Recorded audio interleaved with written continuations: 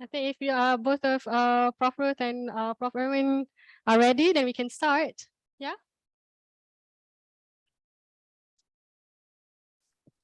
Okay. All right, ladies and gentlemen. Yeah. Now I would like to invite Professor Erwin Uri from the Faculty of Law, UITM, to moderate the fourth keynote session. Right, Prof.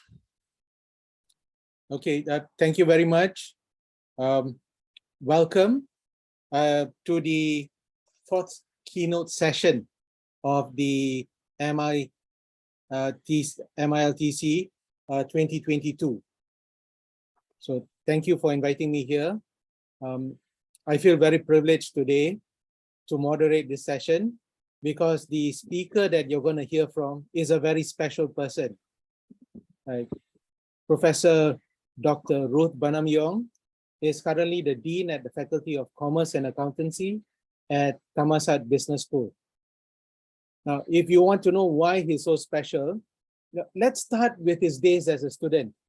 You know, when he got his PhD in 2001, that thesis was so good that it won the James Cooper Cup for Best Dissertation in Logistics from CILT UK. So, by the way, I also finished my thesis in that same year. And obviously, I was not in contention for the prize because Prof. Ruth actually was so far ahead that he had no competitors. Right. Oh, by the way, we are both alumni from Cardiff University. Right. So the Cardiff Mafia is here today for this session. Now, if you want to know what a great educator he has been named Educator of the Year by Supply Chain Asia and also Industrial Engineering and Operations Management Society. Right. Educator of the Year, Distinguished Educator in 2016 and 2021, respectively. He has written tons of papers, which I had the pleasure of reading. I'm sure you will too, as you go through your literature review, searching for papers on logistics. And he's done so many projects and consultancies for big organizations like UNCTAD and also UNSCAP. This is a person who's very well known and one of the big names in logistics globally. So I'm really pleased to introduce you today to Professor Dr. Ruth Banamyong, who will be speaking on a topic which I feel very passionate about because, like him, I am a tree hugger too. And Prof. Ruth will be speaking on enabling sustainable and resilient supply chains, a policy response. So, Prof. Ruth, the floor is yours if you want to take over the world now. I'm not going to take over the world. Thank you very much, Erwin, for those kind words. So I said good morning a few moments ago because I'm in the UK at the moment, sending my daughter to university. So the time got me a bit confused with the date also. But thank you very much for Prof. Erwin for reminding me a few moments. That never happened.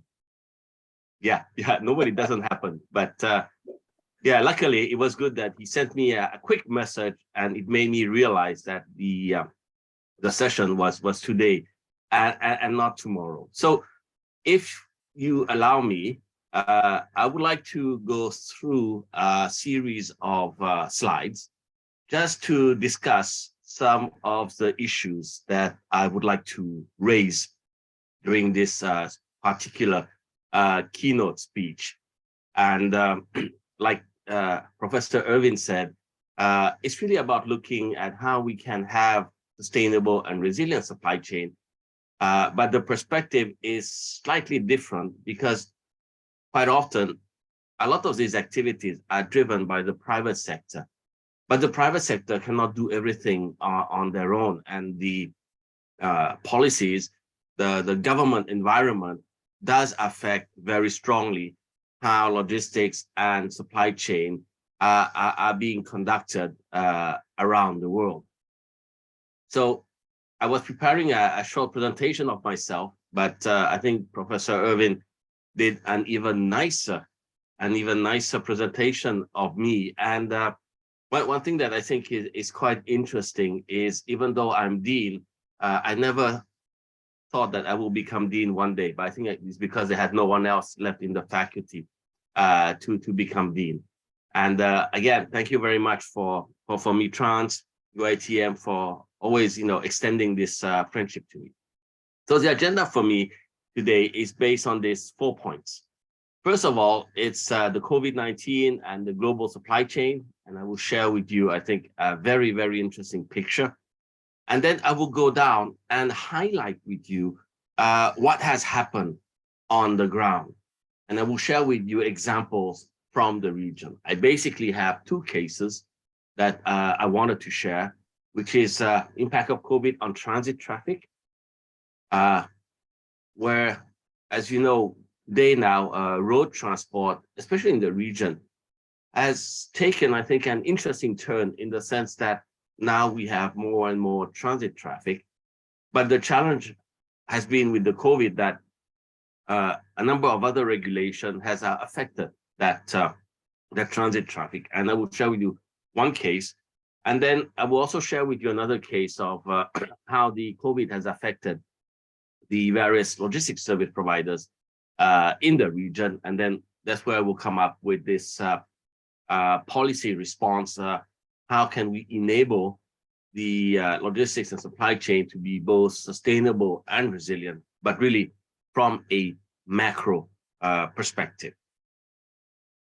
So with the COVID-19, and I was sitting in at the end of the discussion that Dato Amin was involved in, talking about the evergreen, talking about the various disruption that has occurred. The thing that I think we can safely say is that because of the COVID, it is true, a lot of the borders themselves have shut. And we have also seen new policies that very much focus on taking care of the supply chain within the country itself. But as we know, before the COVID, the world was very much interconnected. And we were all going on about globalization, and we were all looking at it from the perspective of total cost, which one would offer the lowest total cost. But today, with these uncertainties, the dimension of risk assessment has become very, very important. And what we are seeing is that many things that we have thought would never occur have in fact occurred. And now we see a trend towards shorter global supply chain. That means this supply chain will become more regional, from offshoring to inshoring. And all this is because of these various risks that we do not know when they might occur. So it is always a balancing act. It is always a balancing act between how do we gain the most benefits from efficiency and efficacy in the logistics and supply chain system, and how do we manage the risk within the system itself. So this picture, I think, really shows that we are really actually living in an interconnected world. And we do see that anything that happens in a particular area of the world will affect the rest of the world. A bit like the butterfly theory, where if a butterfly spreads its wing, in one island in the Pacific, you will have a thunderstorm in the Amazon River. So this is really just a big picture to set the scene. Now let's look at this case study of transit traffic in the region, and I've selected the Mekong sub-region, which is basically continental Southeast Asia, and looking at a specific corridor, which is called the North-South Economic Corridor. In Malaysia, you also have your own corridor. I know that there is a Northern Corridor, NCER. So it's a bit like the same idea, except that it goes across a number of countries. So let me share with you the geographical location and just to provide you with a bit of context.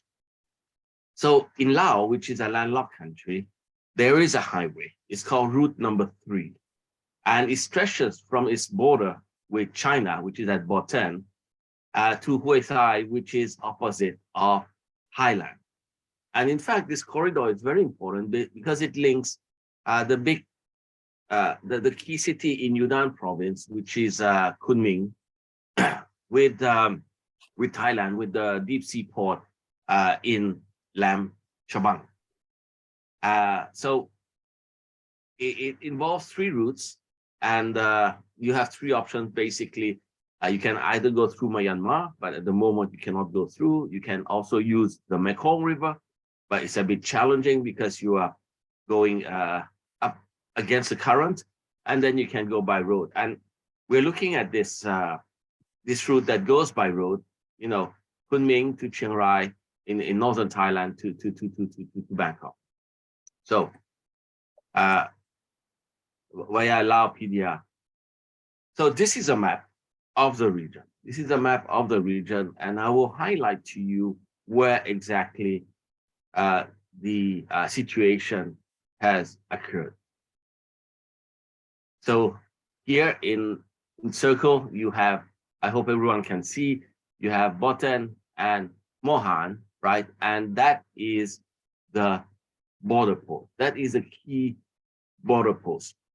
Even though that there is a train now that links this location with the capital of Laos, still a lot of vehicles, road vehicles, still uses this particular border post to get entry into China. And let me share with you what basically happened. So this is a situation. Normally, a lot of fruits are exported from Thailand into China. And the price of transit freight, which normally, you know, we use Thai trucks to go up to the border, and then the Chinese truck will come and pick it up at the border. So the price per FPU was about, refrigerated FPU was about like 500 US. But when the pandemic came in, the price increased to 1,500. So as we have seen around the world, when the pandemic came in, we have seen a big shortage in containers. We have seen a big shortage in terms of the supplies. So the freight rate has gone up quite a bit. I would say really a lot. And at the present moment, what we're seeing is the opposite. It seems like that freight rates have gone down quite a lot. But this is the case of road transport. And when we did the survey, we observed that there were about 300 vehicles, 300 trucks that were stuck at the Lao border. And some of these trucks have been, you know, stuck for more than 2 weeks. And here you see 2 pictures of the yard where the trucks are basically waiting. So big question, why are the trucks not actually moving? They should be able to move. It's not people that are moving, it's goods that are moving. Well, the reason is probably comes from this different understanding of the situation. So you have Thailand as the export country, where the people in Thailand, they don't really actually have the full information of what is happening in Laos. Quite often, it is based on hearsay, what other people say. You know, when they say, they say. So who are these people? So these are some of the hearsay that we have received in Thailand. One, that there's a new regulation in Laos that only allows for Lao drivers and trucks to transport, but there's not enough capacity. Second hearsay, having to pay under-table money to have Thai drivers on Lao roads. Third hearsay, Chinese drivers are not allowed onto the Laotian side of the border. So from a Thai perspective, the first idea is if by road it is stuck, then we should go by the Mekong River and use the Chinese port on the Mekong River to remedy the situation. So that is a perspective from Thailand. Then from the perspective of Laos, and this is from what I have been able to collect from some of my colleagues at the Ministry of Public Work and Transport, they said, yes, we have issued a decree. It was issued in April 2020. And it's related to domestic, international import and export cargo during COVID-19. In fact, foreign trucks are allowed for delivery of import, export cargo. So that means there's no issue. There's only an issue with transit cargo. Foreign trucks, according to this decree, are not allowed. The goods must be transshipped onto Lao trucks. So it's, I would say, a partial truth that the high perspective obtained. But the actual reason is that many trucks that are stuck at the Lao-China border, it's not because there is a lack of drivers or trucks. It's really is a question of China itself with its policy that does not allow the Chinese drivers to get out of China and does not allow the Lao drivers to enter into China. So it's not, from a regulatory perspective, from the Laotian side, yes, it does create a bit of problem, but still means that goods can still go through. But it's really just that the bottleneck is at the Chinese border. So what's the solution? Well, you can have a change of drivers in the no man's land, because there is a no man's land of about 1 kilometer at the border. But there is a problem, is that no one has set up a kind of a standard operating procedure related to the exchange of drivers in the no man's land. So the solution, and that's what has been done, is the authorities at the borders have negotiated and have agreed to arrange a group of drivers, so designated drivers, Lao and the Chinese, through authorized logistics firm with SOPs developed for the exchange of drivers.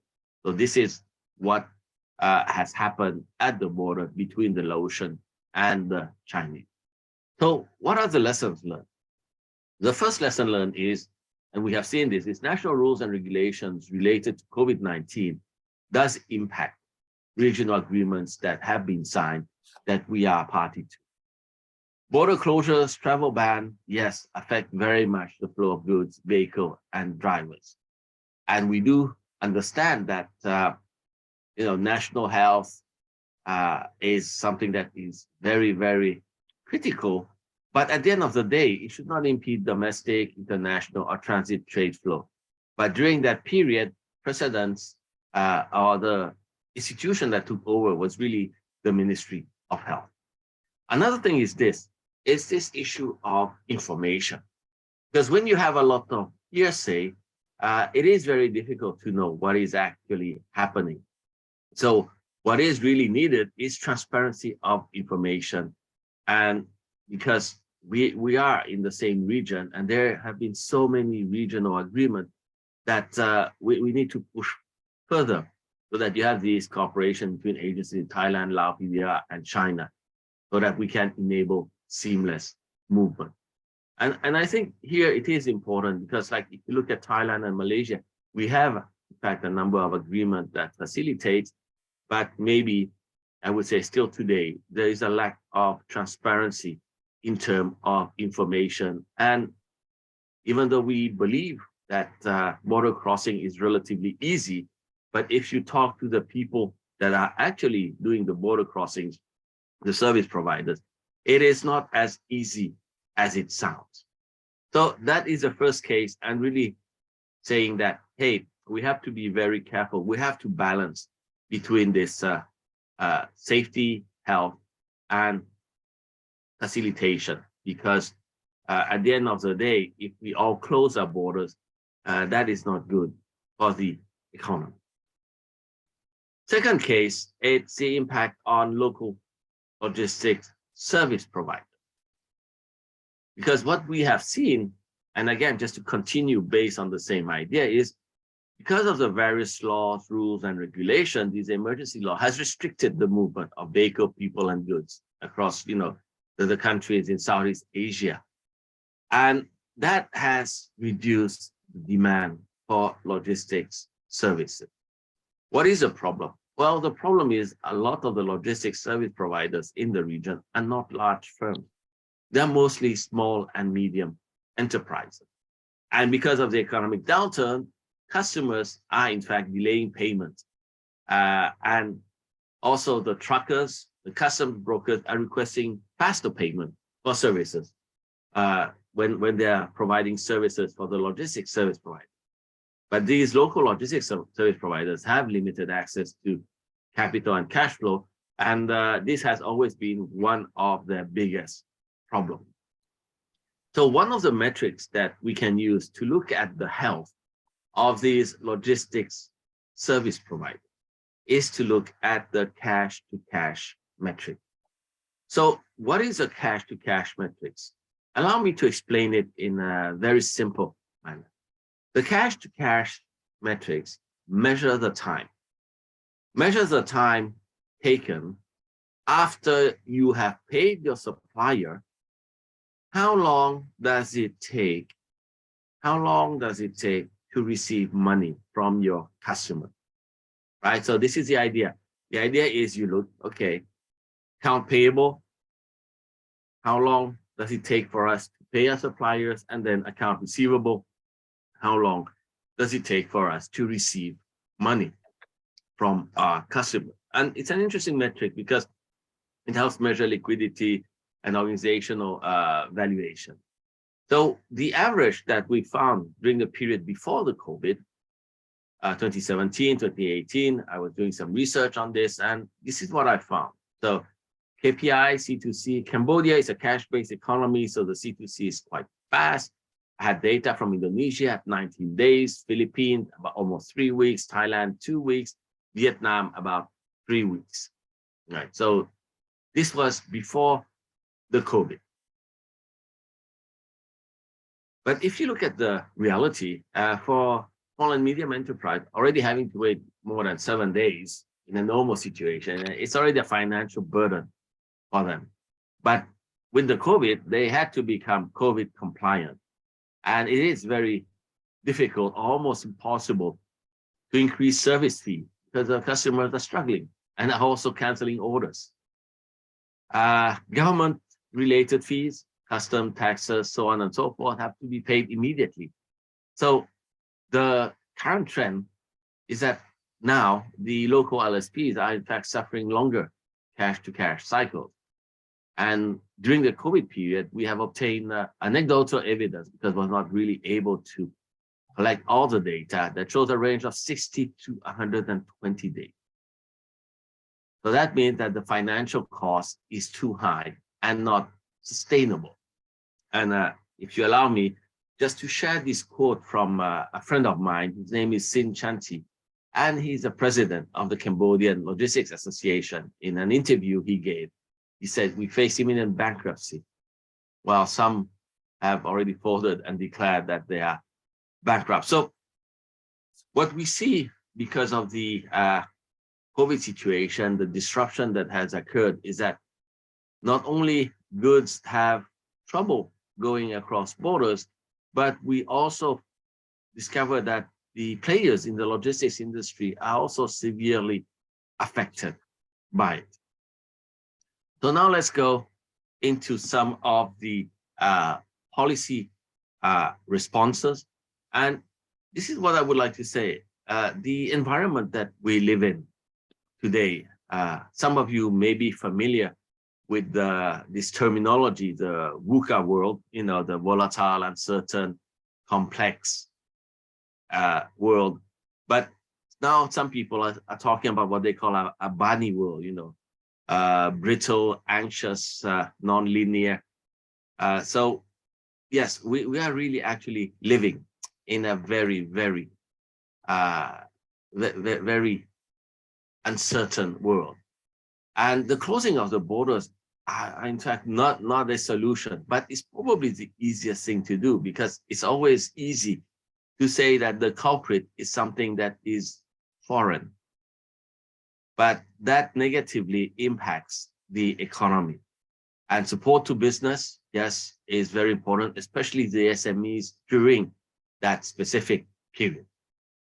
So now let's go into the next 2 points related to the policy response.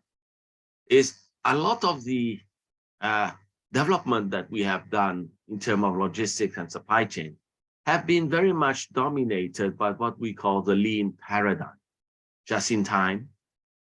But today, after the COVID, we need to consider the supply chain from the perspective of just in case something happens. And one thing that I do teach my students all the time is, if you are in the logistics and supply chain profession, it is always very important to be able to see the world from a worst case perspective. We hope that it will not happen, but we feel that if we are prepared for that, then yeah, whatever happens can happen because we're already prepared for the worst. But maybe the challenge is, how do we actually develop such scenarios, and how can we be sure that the worst case scenario is actually the worst case, and it is something that there will be nothing more than the worst case scenario that will happen. And because we're talking about resiliency, true, so now it has to be designed at the onset, we must not forget that sustainability has become even more and more important. And when we talk about sustainability, there's basically 3 dimensions to sustainability. Of course, the first one we think of is the environmental sustainability, but we also need to think of the social sustainability, and last but not the least, the economic sustainability. It seems like we have had a lot of discussion on the environmental sustainability with like the various COP meeting, like the last one in Edinburgh, COP26, and the COP27 will be held in Egypt. But the challenge is, how do we balance these 3 dimensions of sustainability? So allow me with these points related to policy response, just to say to you how difficult it is to enable sustainable supply chain management. And this is from a supply chain management perspective. You have the top management. What are the key KPIs of the top management? Is it sustainability? I would say that in Europe now, yes, it is becoming like that. Then you have a lot of discussion related to how do we actually measure supply chain sustainability? Is it just the carbon emission? What are we actually looking at? And because we have 3 dimensions, it is not that easy. Again, because it's a different type of philosophy, you will find resistance to change.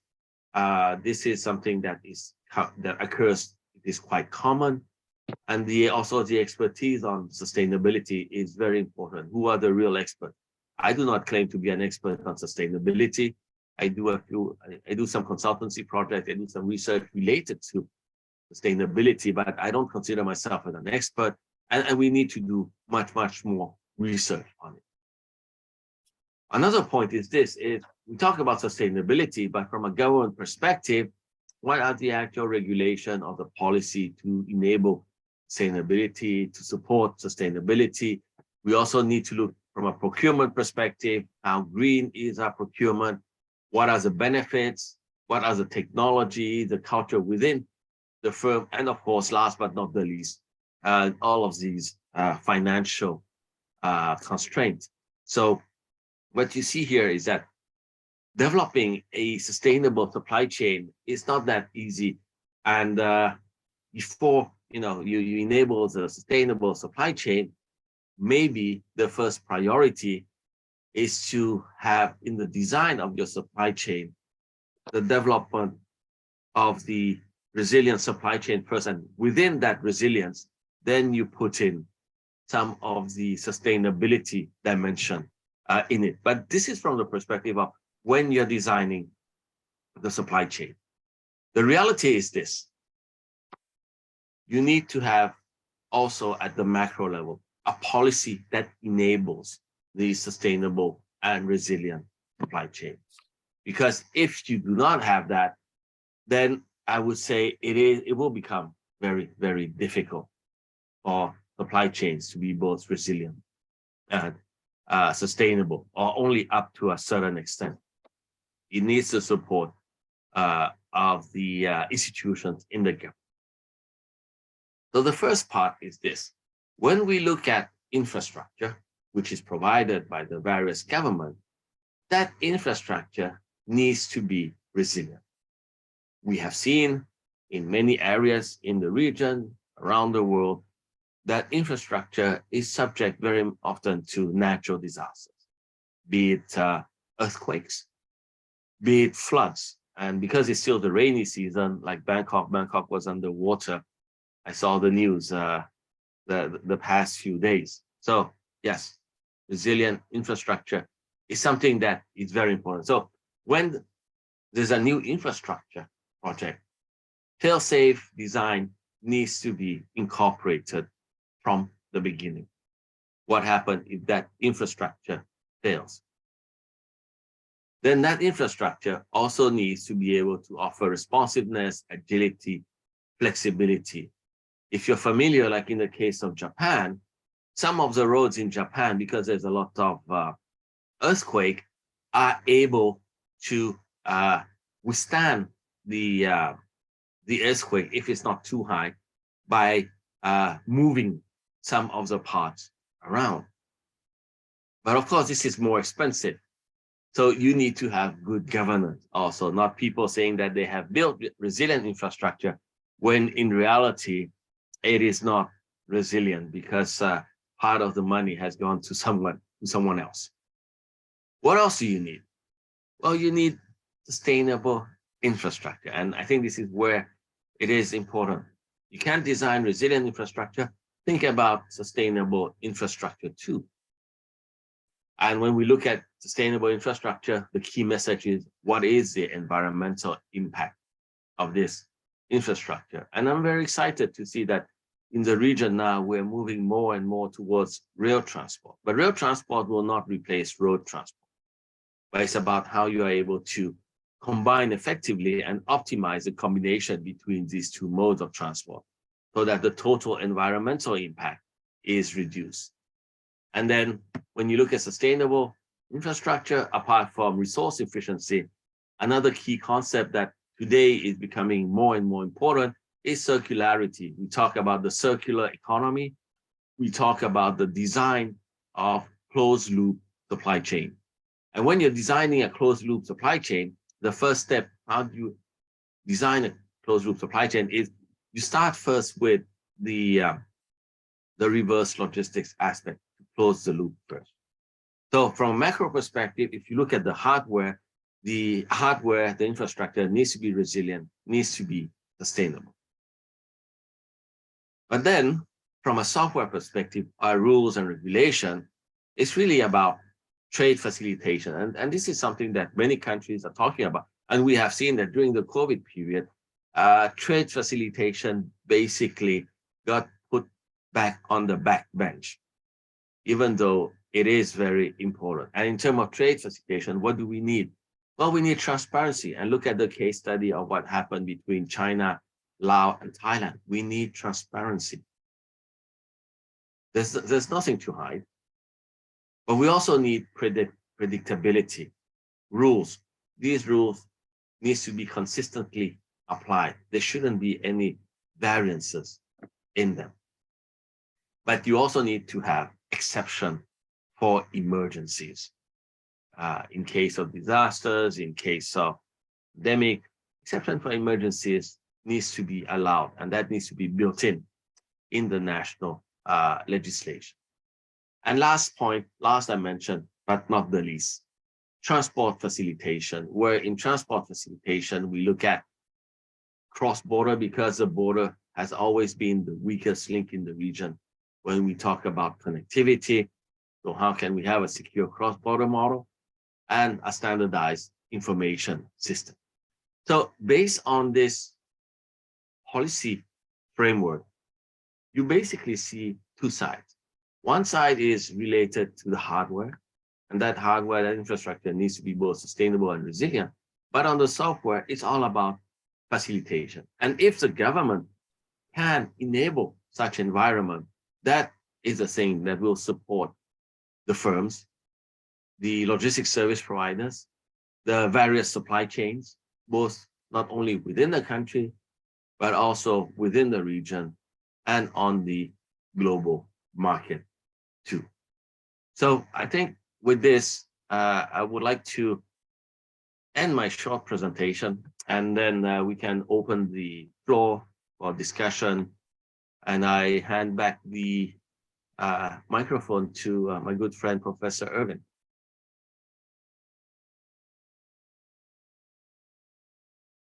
Okay, thank you so much, Dr. Ruth. You've raised a lot of very, very interesting points in your presentation. Just as a matter of housekeeping for this particular session, those of you who want to ask questions, please post them in the chat. I will read out the questions then to Dr. Ruth. Or if you're physically present at the conference, please pass your questions to the administrator at the conference hall, and they should be able to deal with the asking of the questions from there.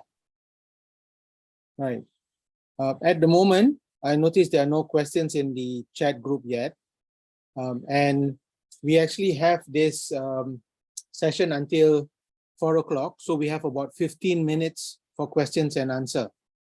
So I'm going to start the ball rolling first and ask the learned Professor Ruth about something which he mentioned earlier, which I've taken down in my notes, you know. I think it's a very nice pun on the just-in-time logistics concept. So with the pandemic, in addition to, you know, just-in-time not really working because of all the constraints at the borders and the facilitation problems, you now have logisticians planning and policymakers planning for just in case.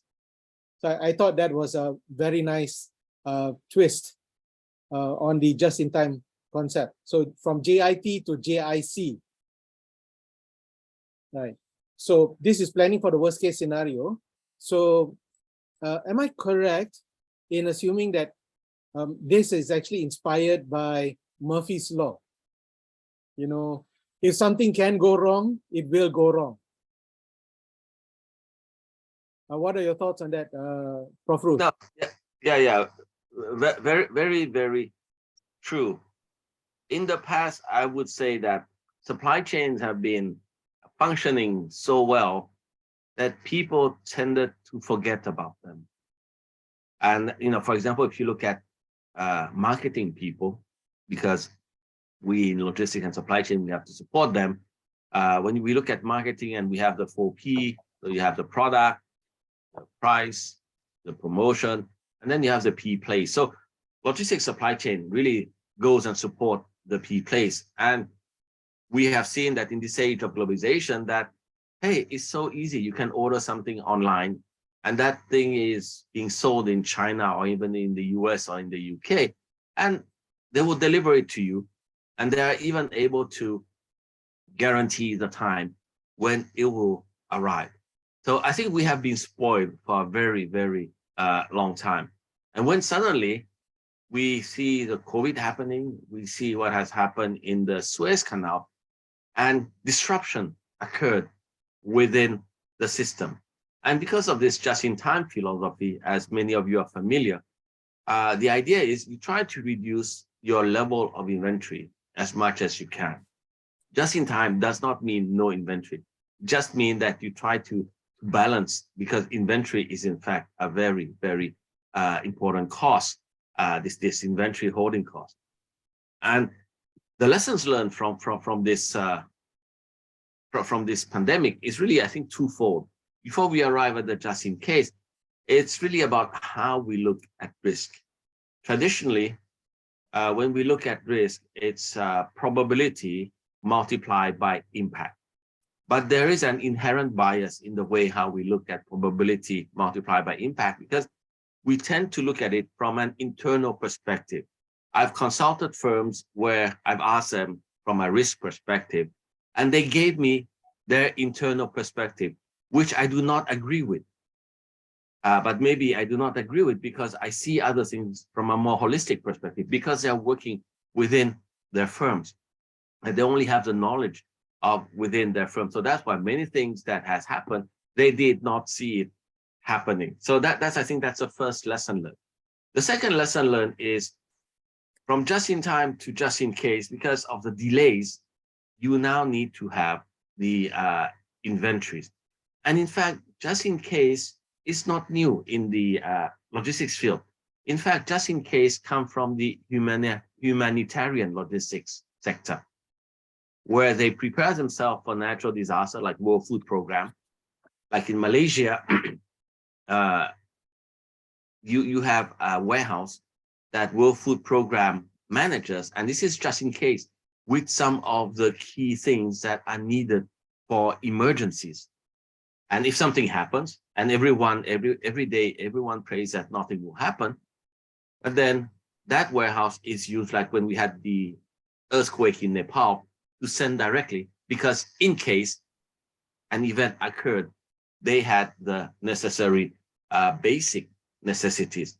So this is where it's very interesting, because in the past, we would used to say, well, humanitarian logistics needs to learn a lot from commercial logistics. I think now today, commercial logistics also is learning from humanitarian logistics. And this concept of just in case, coming from the perspective of the doctors or the people who are on the ground, think, yeah, we need that just in case, and it doesn't matter about the cost. So the big challenge from a commercial perspective is how do we balance the just in case. Thank you very much for that answer, Prof. Ruth. So I suppose now with just in case, you have to spend more money on warehousing, more money on inventory management, and expect delays, I suppose. So I think one lesson we learned from COVID is that delays are inevitable. Right. And from my end, since I'm doing a lot of legal work on this, you find that clauses on frustration of contracts and also hardship clauses actually now written into supply chain contracts in order to deal with this sort of delays. Now, we have a question from Nina Nakia Ahmad Niza. She's from MITRANS.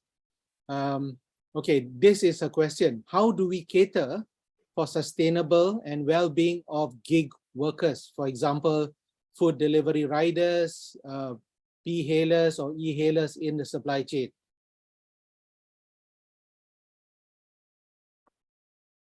Prof. Ruth, any idea?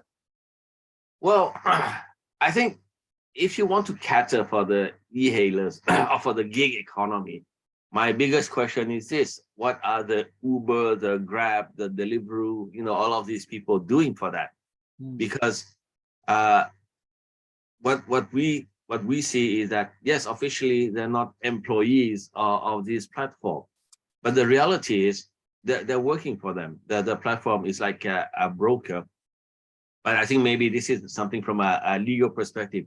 Let me share what I have seen, like in the case of France, for example, where in France, a lot of these gig worker economies, at the end of the day, when they go to court, they win against these platforms, and they are recognized workers' rights in it. I think that will depend on the country. And in the case of Malaysia, I'm not so sure. So to take care of them, it's really those that are employing them, even though they're saying that they are not employing them. Or if you really want to have protection of such workers' right, then yeah, it may take a longer time period, but this is where policy is very important. Is policy in the new economy or the next normal economy in terms of protecting the rights of these workers so that they are taken care of in a humane manner and not being used just on the basis of the labor force. And the more they work, the more they get paid, and then being taken advantage of by these various platforms. I think we also need to go back to look at the business models of these platforms in the gig economy, because what I have seen in many countries is these technological startup, not a lot of them are making money. In fact, it's a race to who is losing the most money. but those that are losing the most money are the ones that are able to raise the most money, which is something I do not understand at all. Okay, thank you so much, Prof. Ruth. It's interesting that the example that you gave, right, was actually a French example. This is for the benefit of our audience. What you do not know is that Prof. Ruth is actually very fluent in French. Right? He's actually written books in French. I think this was in the early part of your career, because I believe you had the privilege of studying in Paris. Yes. When you were young, many years ago. When I was young. Yeah. Yeah. Well, in fact, last year I had 2 papers out in French. Oh, wow. That's new to me. Mm-hmm. Yeah. Right. So anyway, if you're interested in the croissant logistics, please feel free to contact Prof. Ruth. Right. I have another question here in the chat, but Siti has not said where she's from yet, so I'm not sure. So I'm waiting for her response for that. She says, as you know, policy takes a long time before being implemented. So, okay, Siti has clarified. She is from MITRANS as well. Okay, hi Siti. So policy takes a long time for implementation. So when we have a pandemic, how do we speed up policy implementation? Maybe you can share your experience, from the Thai perspective. Okay, let me share it this way. For example, when we have the floods that occurred in 2011, it tends to happen after the event, where you have a policy in place so that similar events that occurs the impact will not be the same. So now we have gone through the COVID, and my question back is, have the government, did they do like a kind of a fact-finding report related to the lessons learned of the pandemic in terms of what worked in terms of response, what did not work in terms of response, so that the lessons learned can then be further brainstormed to enable a new policy in case of such type of pandemic or such type of disruption. So in fact, it's an ongoing process. It's a never-ending process. And my question would be, from a Malaysian perspective, what are the legislation of the policies related to emergencies that are in place? Do they need to be updated? Did they work during the pandemic? So in fact, you're not starting from zero. There's always something in it, but the question is, how has it been actually implemented, and does it actually work? Let me share with you one research that I did is, I've looked at the response plan from the Thai government in case of the tsunami, another tsunami. We hope it will not happen, but just in case, I've looked at the deployment plan. And what I did with a colleague from Chiang Mai is we developed a simulation model just to see, will it actually work? And we noticed that within the time frame of 72 hours in terms of response, the plan that the Thai government said, the average response time that we calculated based on the simulation is about 90 hours. So that means that the plan is not actually working. And I think this is where academics have a very important role to play. Because you cannot go and say to the government, hey, your plan is not working, or what you have done doesn't make sense. They will say, hey, there's no proof. And I don't think we should wait for something to happen and then say, oh, the government, you're wrong. No, from an academic perspective, you can look at the response plan and say, or the response policy, and then do some academic work, some simulation, whatever, and then have some numbers, and then use that to discuss with them. And what we basically told them is that the critical path in their plan is a clearance. So that means getting access to the affected area. So maybe you need to prepare more resources so that you can make sure that you can get access to those affected area faster. So this is how we can engage as academics. And this is why I'm a big supporter of what I call the triple helix, where the triple helix is basically is this interaction, this collaboration between government, private sector, and academia. In the Netherlands, logistics is one of the key sectors, what they call one of the top sectors, and they have a triple helix for that, with the chairman being from the private sector, secretariat being the government, and then the academics in the middle to help answer some of these difficult questions that they are asking.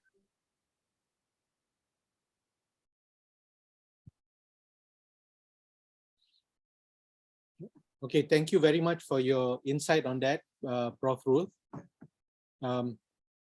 We have 1 minute to go, and I would like to thank Prof. Ruth for his contribution to this session.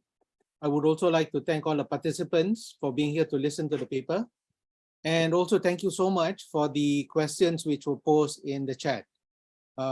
Since we have a few seconds left, are there any questions from the live audience at Best Western Hotel?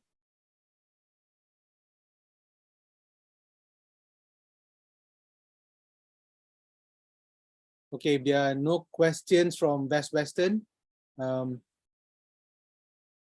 Oh, I see you're putting up the microphone. So is there anyone from the live session at Best Western who would actually like to ask a question or two? No, actually, or three? Prof, we have typed the questions on the chat box. Okay, Yeah, of course, yeah. Those questions are from us also, who are here physically. Yeah, I'm checking the chat box, but those are the only two questions that I saw. Yeah. Those two questions are from us actually. Yeah, okay, From right, us thank here. you. Right, thank you so much. All right, thank you, Prof. Thank you, admin. Thank you very much. All right, let's give a round of applause to Prof. Ruth and Prof. Uy. Thank you for being here with us. Okay, now, ladies and gentlemen, with the wrap up of the fourth keynote session, the first day of the International Joint Conference in Logistics and Transportation 2022 has come to an end. Once again, I would like to thank you for your participation today. There are several announcements. Yeah? I hope all of us have enjoyed and gained something from today's conference. We will see you tomorrow for the research sharing session. Yeah, we have 3 parallel sessions here tomorrow. Okay, on behalf of the organizers, I would like to apologize for any shortcomings. Before we go, could you please kindly scan the QR code? That would be, that should be here now, for us to know your feedbacks on the first day of the conference. Yeah. If Encik Faizal can provide us the QR code. Okay, please scan this QR code. We love to hear your feedbacks.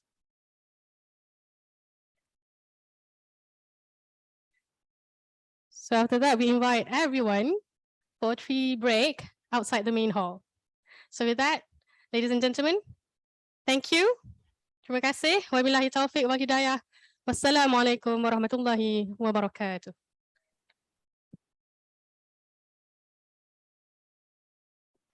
Okay, thank you so much. Yeah, and speaking of the gig economy, could Faisal actually send some food over to my office using Food Panda? Hi, But for me, Ruth. It's been I'm a a bit while. far. Yeah, it's been a while. I'm in Loughborough at the moment. Ah, Loughborough. Okay. So my daughter is doing media and journalism there. Right. So it's one of those rare times that you're actually there, but not for rugby. True. Yeah. But I'm going to Liverpool next week. To see a match? No. I'm invited by the School of Management there. Uh-huh. So have you dropped by Cardiff recently? I will drop by Cardiff on the 17th. Right. Say hi to everyone there. Yes. I'll be staying at Anthony's house. Yeah. So hopefully you're also catching up with Ravi. I hope so too. I'll drop him a line. Right.